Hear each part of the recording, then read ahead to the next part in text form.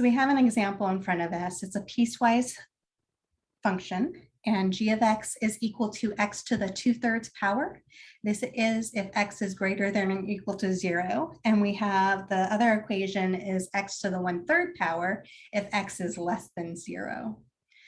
It's asking us, is this differentiable at the origin? And that's the only place I would really have to worry about right now, is because that's where it's changing functions. So let's look at this.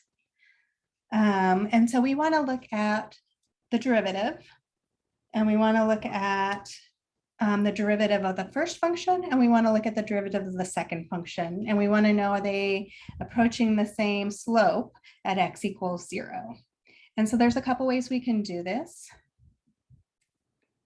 One was, let's find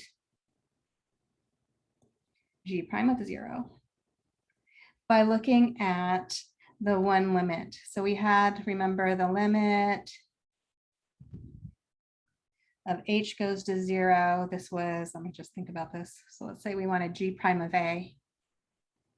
This was equal to the limit as h goes to 0 of, actually, was that right? I never usually do it this way. I always find the derivative first. So let's just do g prime of x first then. And I'll think about it as I'm doing this. And this is where I was talking about yesterday. So let's start this way. So g prime of x, let's look at for x less than 0. That tells me I'm using this equation here, x to the 1/3 power. And so if I look at my difference quotient, that would give me x plus h to the 1/3 power minus x to the 1/3 power all over h. And if we go in here and we do our direct substitution, we get that indeterminate form. And so we want to manipulate this. Well, we're dealing with that 1/3 power. That's the same thing, and it might help you to see it that way. That's the same thing as the cubed root of x plus h minus the cubed root of x all over h. And in order to get rid of those radicals, we want to manipulate this to be either a sum of two cubes or a difference of two cubes. So kind of the exact same thing that we were doing before when we had square roots, we would manipulate it to be a difference of squares. And so let's for a second review how to factor, because normally we went the other way. If you had a sum of two cubes, a cubed minus b cubed, or that's not a sum. So a cubed plus b cubed, that factored as a plus b all times a squared. It was opposite sign than what was in between the two cubes, so minus ab, always positive, plus b squared. Or a difference of cubes was a minus b all times a squared, opposite sign, so plus ab, always positive, so plus b squared. So if we can manipulate this, multiply it by some fancy one, so that it's actually the factors of the difference of cubes. Okay, so in here, let's treat a. This is going to be the cubed root of x plus h. And my b value, this is going to be the cubed root of x.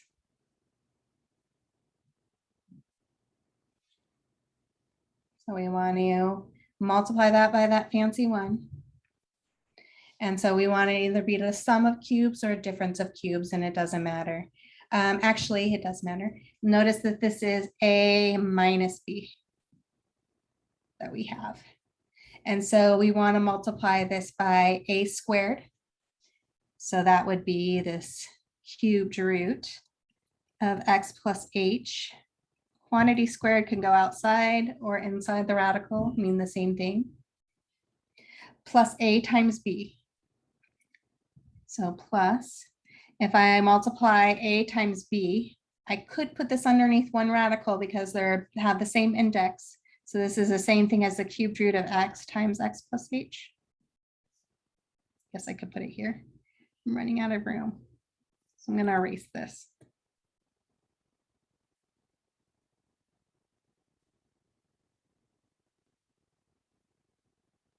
So I'm plugging that in. This gives me the cubed root of x times x plus h. Always positive, plus b squared. B was the cubed root of x. And so squaring that, the cubed root of x squared. When I multiply the top two, I also have to multiply the bottom two.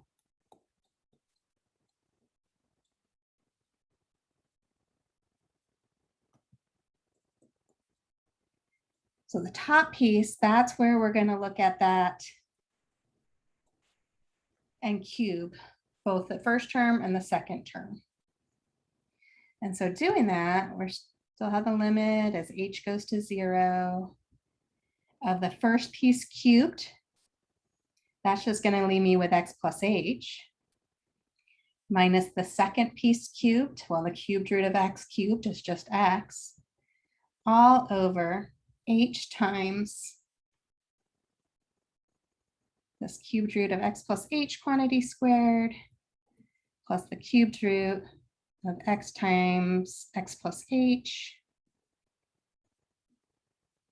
plus the cubed root of x squared. So I technically don't need that parentheses around that x plus h in that numerator. And so notice that x minus x cancels in that numerator. And so notice also that we're just left with an h in our numerator. And we have that h in our denominator. So we can cancel those out. So we're looking at the limit as h is going to 0 of 1 all over this cubed root x plus h, that's quantity squared, plus the cubed root. At this piece, I'm just going to distribute my x.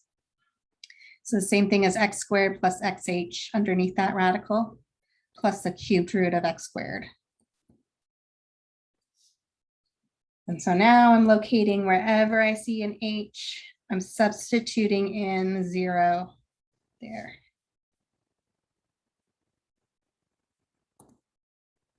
And so once I substitute, I don't write that limit anymore. And so I have the cubed root of x plus 0 quantity squared.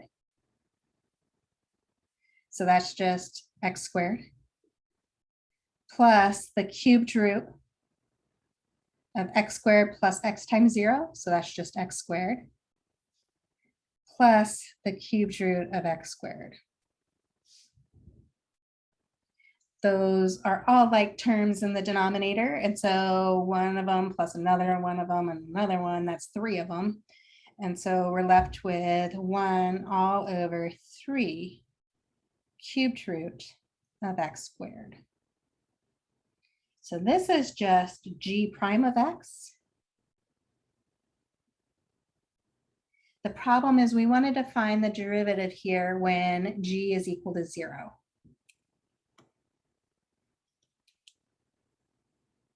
So let's look at if we plug in g prime of 0, we got a problem.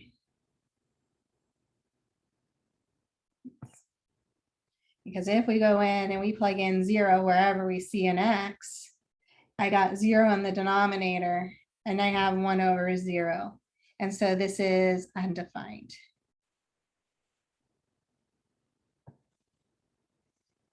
If that happens where that's undefined, well, it tells me that coming in on the one side, it's not differentiable. And if it's not differentiable coming in on one side, it's not going to be differentiable coming in on the other side. So I could state that no, g of x is not differentiable at the origin.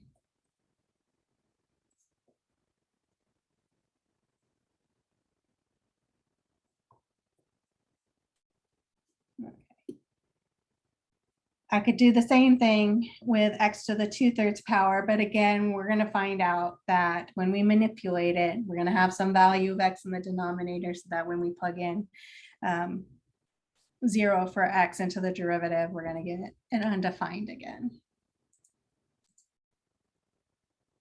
So we could have done the same thing here and just went in and did the exact derivative at that value, x equals 0. So I put in front of us what that is. So by formal definition, we can say that the derivative of a function f at a value x equals a is equal to the limit as h approaches 0 of f of a plus h minus f of a all over h.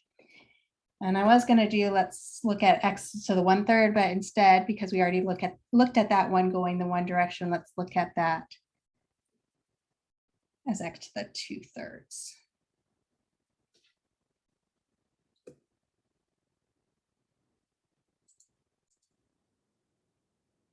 So let's go ahead, let's just do this direct substitution. And we want to look at g prime of 0 though. So this is equal to the limit h goes to 0, g of a plus h. Well, that's really g of 0, which is g of h.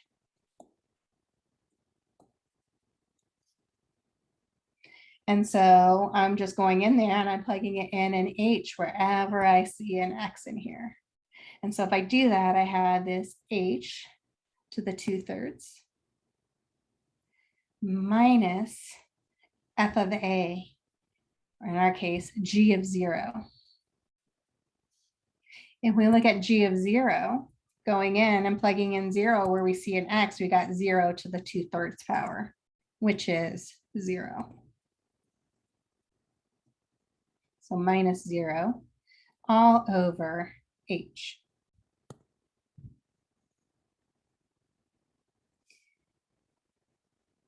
So looking at this as h goes to 0, we're getting 0 over 0, but notice that we only have a single term with h in the numerator, single term with h in the denominator. We can use rules of exponents. I tend to look at which has the higher degree, the numerator denominator, in this case, the denominator. So I'll leave the h in the denominator.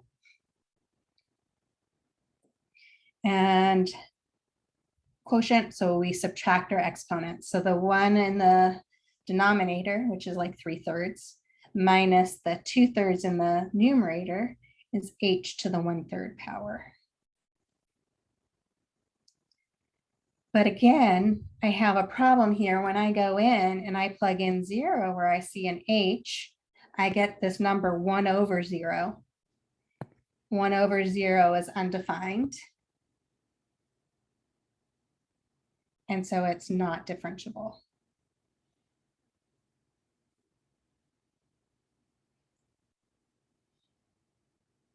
On the right-hand side, because this was for values of x greater than, or I think was also equal to 0.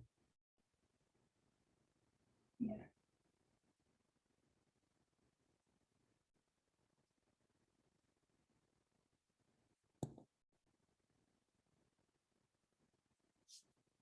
Okay, so we showed that piecewise function wasn't differentiable at that value x equals 0 by looking at the derivative coming in on the left-hand side and the derivative coming in on the right-hand side of x equals 0.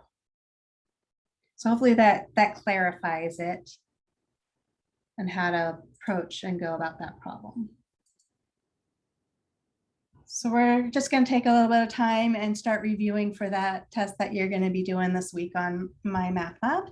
And so looking at the following, we have limits, asymptotes, discontinuity, end behaviors, and miscellaneous.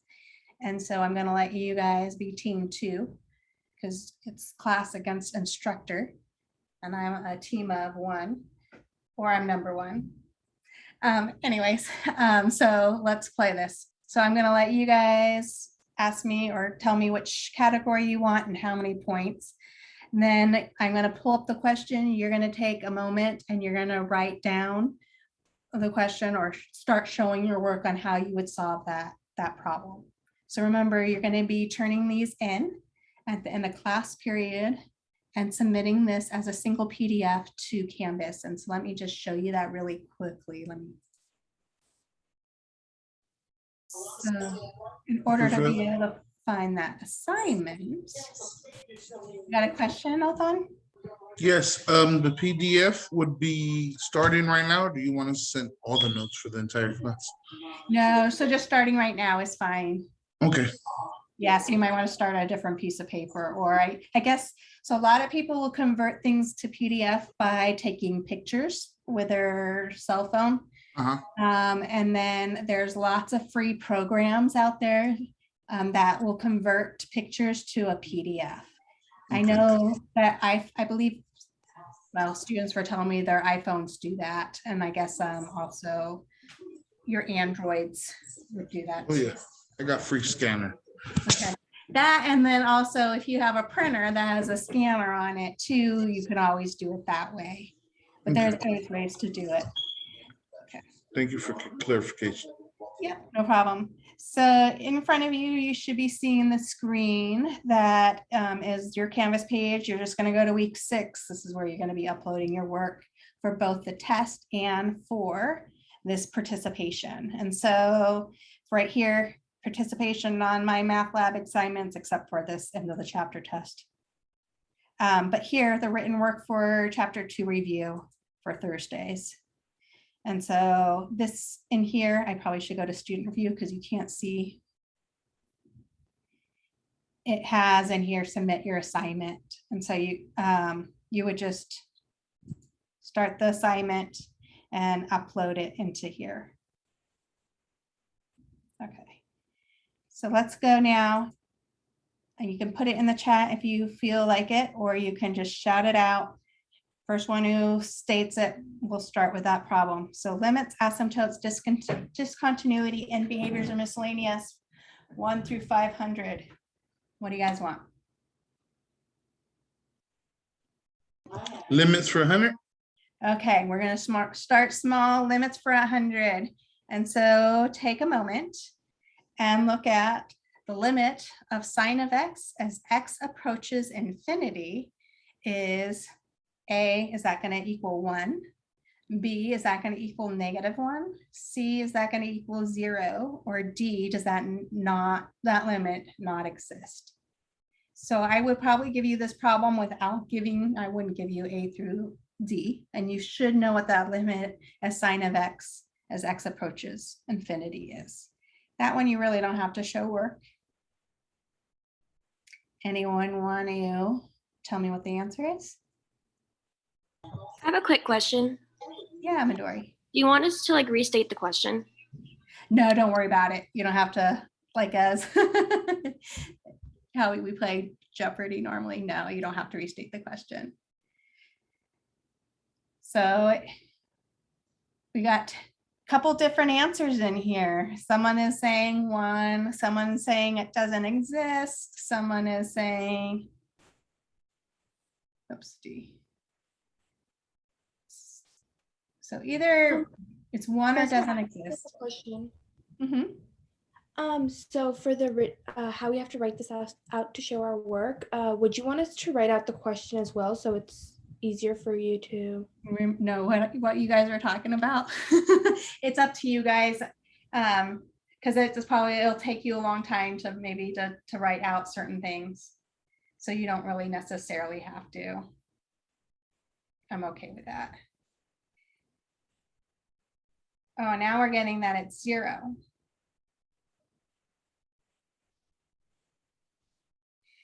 Yeah, so in this case you can just write the answer, put number 1 in your answer. Okay, well, you guys are all over the place with this one. Well, we haven't gotten that it's -1. Who do you guys want to go with? Let's see.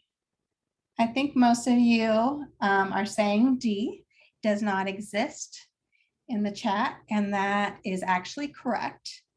Think about this, the limit as x is approaching infinity of our function sine of x.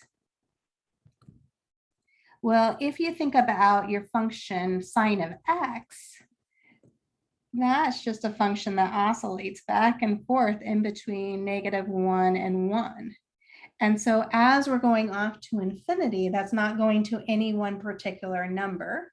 And in order for a limit to exist, it has to be approaching one particular number. And so those of you who said it does not exist are correct. I think some of you might have been getting it confused with if we had the limit as x approaches 0 of sine of x over x. Anyone remember what that one was equal to? Yeah, so in the chat, we got 1, and that one is 1. And so sometimes we got to remember that one, and it actually, you'll get some problems or a problem that will say, use this fact. So it actually tells you that the limit as x approaches 0 of sine x over x is 1 to solve the following limit problem. Okay, so I will go ahead and give you guys, I'll give you the points, but let's get the satisfaction of pushing the space bar and revealing the answer. So limit does not exist, sine of x goes on forever, bouncing between 1 and -1, y equals 1 and -1. Okay. Okay, so what do we want to do next?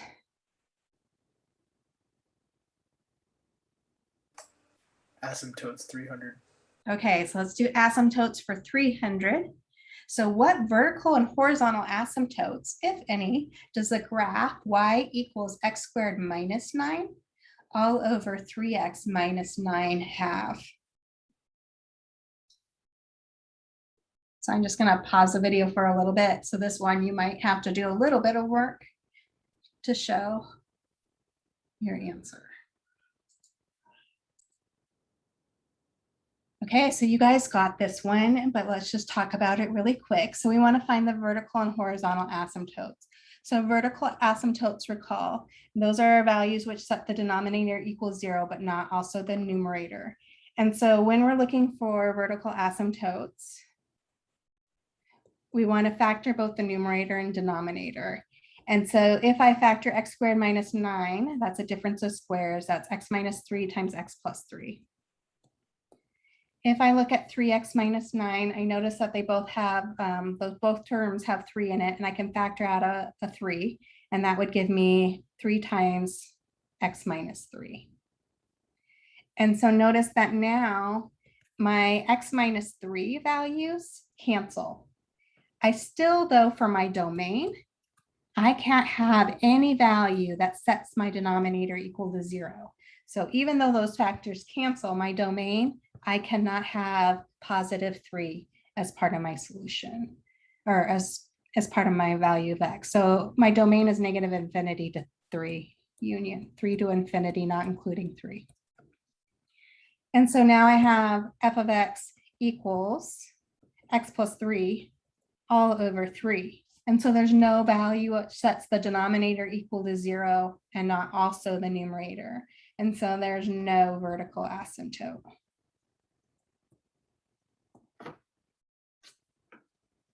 Horizontal asymptote, that has to do with what's going on as x goes to infinity and x goes to negative infinity.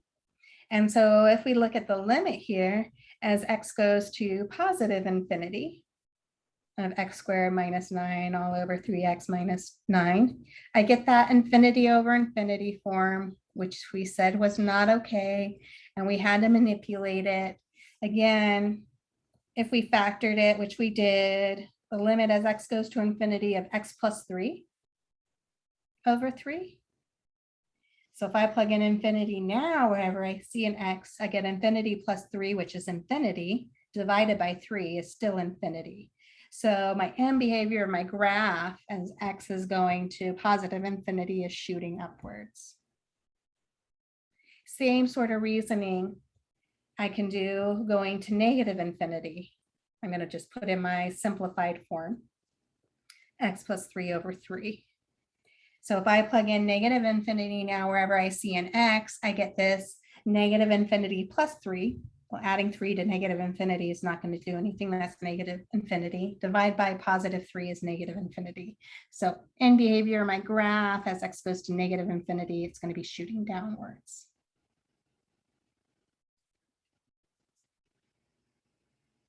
Okay. So now if we pull back up the program, you guys can get your points. Let's push the space bar, and it says there's no horizontal or vertical asymptote. X equals 3 is a whole, not an asymptote, which you had stated. Okay, so think of another problem. So what category, how many points?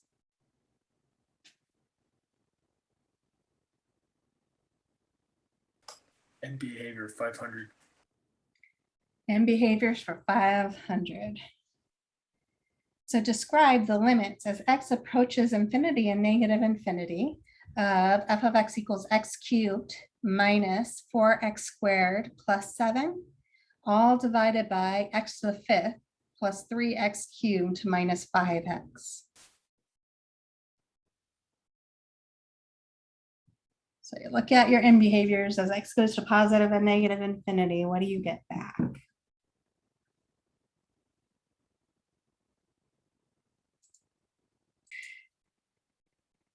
Okay, so looking at this, you get infinity over infinity or a negative infinity over infinity, depending on where you're going. But it doesn't matter, that's an indeterminate form. And so the trick on these, when you have a polynomial divided by a polynomial, look at the degree of the denominator, which is 5, and you want to multiply by that fancy 1. And that fancy 1 is going to be 1 all over variable that we're looking at, which is x raised to that power of the degree in the denominator. So we're going to multiply the top by 1 over x to the 5th and the bottom, the denominator, by 1 over x to the 5th. And when we do that, notice that in the numerator, we get x cubed over x to the 5th, but that cancels, things reduce down. And so x cubed over x to the 5th is the same as 1 over x squared. When I distribute 1 over x to the 5th times negative 4x squared, so I get minus 4. Well, x squared over x to the 5th, that gives us going to be 4 over x cubed. Nothing cancels when we distribute 1 over x to the 5th to the 7, and so we have 7 over x to the 5th. Doing the same thing to the denominator, x to the 5th times 1 over x to the 5th, that's just 1, plus 3x cubed over x to the 5th, that reduces to 3 over x squared, minus 5x times 1 over x to the 5th, that reduces to 5 over x to the 4th. So recall, as a number over infinity, that goes to 0. And so while we're looking at, I think the screen share is frozen. oh no, okay. Let me stop this again. So basically you're getting everything going to 0 in the numerator, and you have it over 1 plus 0 minus 0.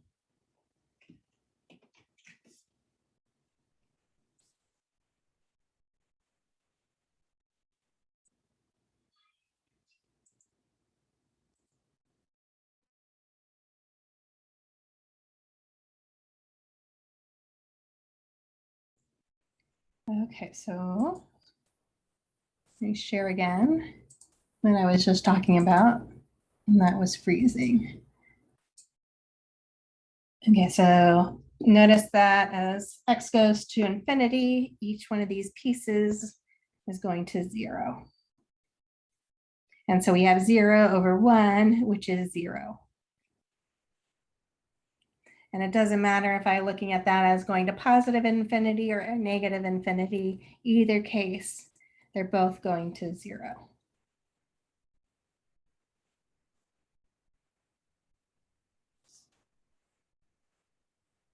So I know looking at this, if my end behavior is going to 0, I have a horizontal asymptote.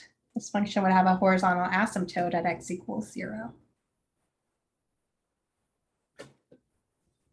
Pull in.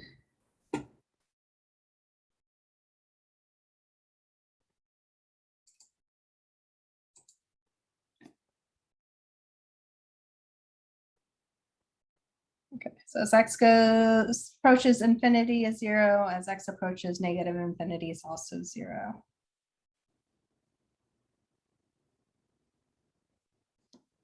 So probably have time for at least one more, maybe 2, depending on how fast the problem is. So what would you like to look at? Limits 500. Okay, so let's look at limits for 500. So what is the limit of x squared plus 3x minus 10? That's everything in the numerator all over the denominator x minus 2 as x approaches 2.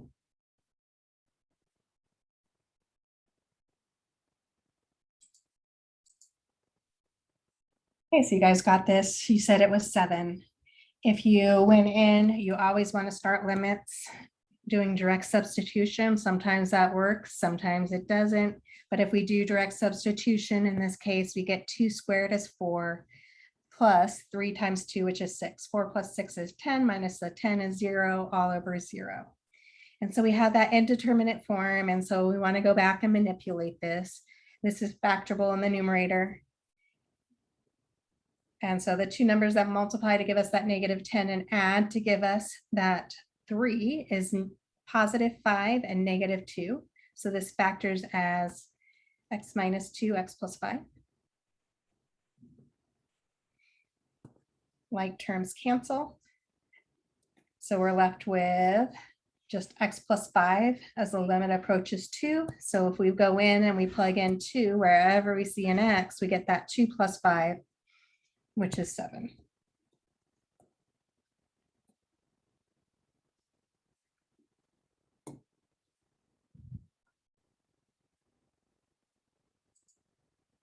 Okay, so let's pull that up.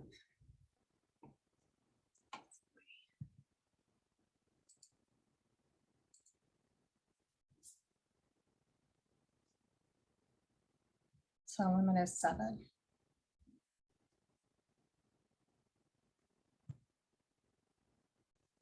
Okay. You guys haven't tried discontinuity or miscellaneous. Discontinuity for 500. Okay. So for what value is x as a function x squared plus 3x plus 5 all over x squared plus 3x minus 4 continuous? Describe the type of discontinuity. So remember there was different types of a function where it was discontinuous. There was different types. It could have a jump in it. There could be an asymptote there. It could just be a open circle. If it's just an open circle there, remember that was called a removable discontinuity. Let me pause while you guys work on it. I talked about it, but forgot to turn on the recording. So basically factor both the numerator, denominator.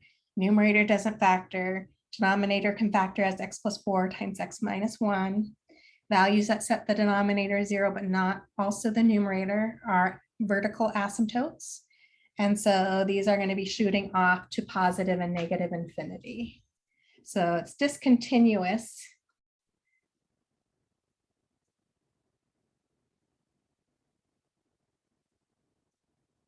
At x equals negative 4 and x equals 1. Every place else is continuous. So it's continuous. And we know that because our numerator is a polynomial, which is continuous everywhere, and divided by our denominator, which is a polynomial, and that's continuous everywhere except for values which set it equal to 0. So it's going to be continuous from negative infinity all the way to -4, union all the values between -4 and 1, union 1 to infinity. And I have parentheses around the intervals with a -4 and the 1, because those can't be included. It's not in the domain.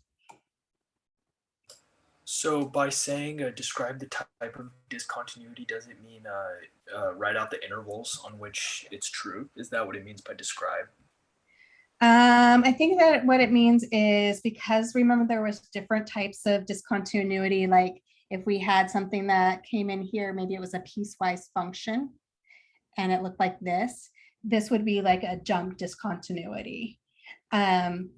Values which set the denominator equals 0 and not the numerator, those are going to be asymptotes. And so our discontinuity are asymptotes. So I can, and you should be able to do this also. You should be able to look at what's going on as we approach an asymptote on the left and on the right. And those discontinuities are going to infinity. We had the discontinuity, like the one problem where you guys were finding the vertical and the horizontal asymptotes, and you found that there was one where it set the denominator and the numerator equal to 0. So that means that when you graphed it, you would have some function. This is not what that function looked like, with an open circle. And so this one is called removable, because we could say and define x to be that y value that would put that, would close off that open circle and then make it continuous. So that one is removable.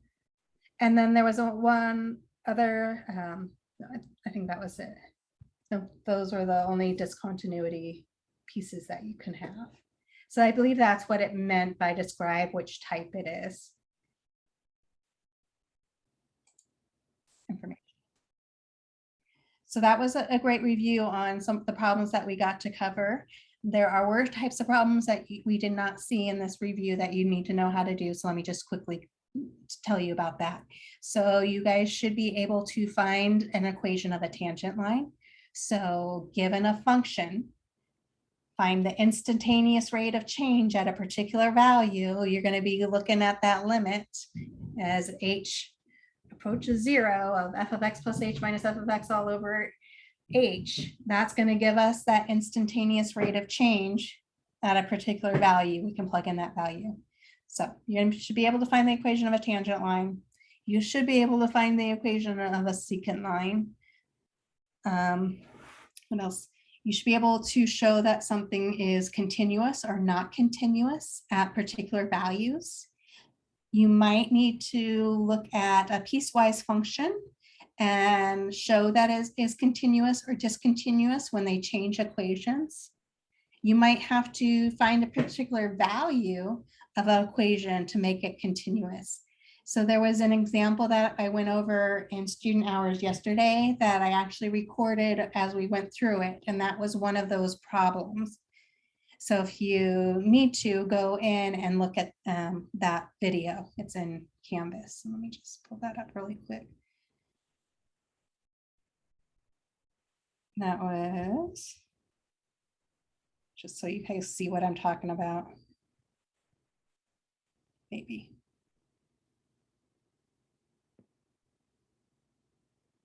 I thought I could find it right away.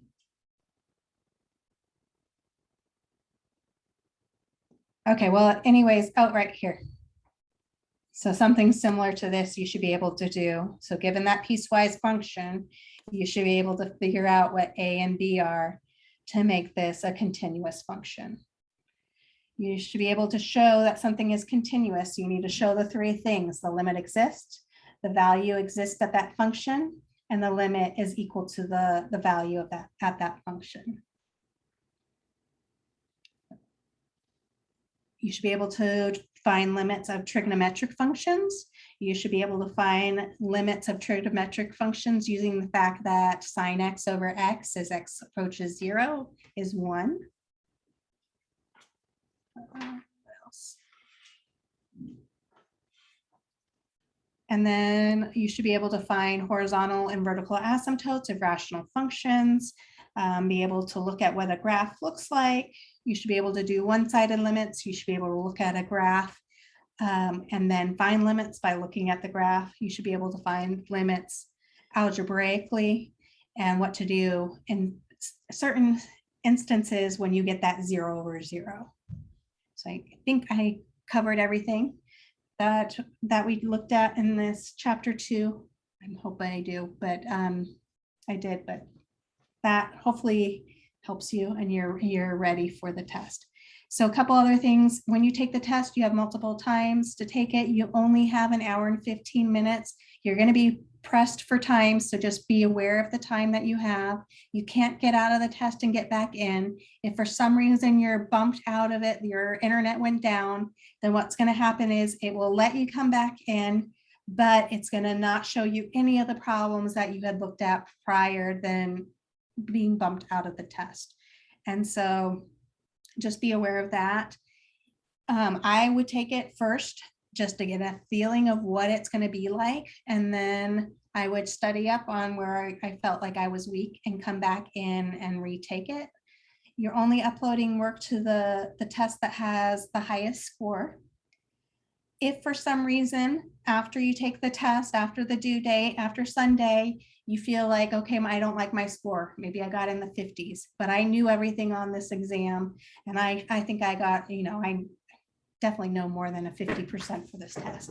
So if that's the case, you had uploaded your work, written work, you can make an appointment with me and we can pull up your written work and the problems you got wrong on my math lab, talk about it together, and then I can look into giving you partial credit for the ones that you got wrong. But the only way to get partial credit is to make an appointment with me and discuss through those problems you got wrong. So let me just see if there's any questions and then I'll let you guys go.